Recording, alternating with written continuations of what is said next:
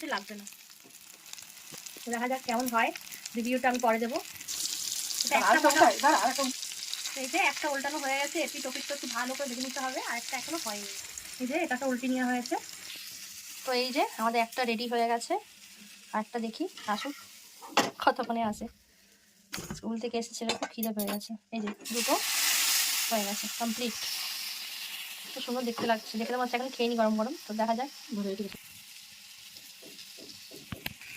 এখানে একটা হচ্ছে, তিনটে হয়, তিনজনের, মা আমি ছেলে খাবো।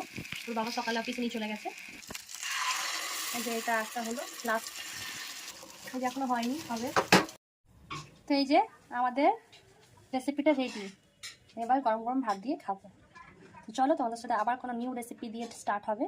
ততক্ষণ অবধি টাটা, সবাই ভালো থেকো, শুভ সংক্রান্তি।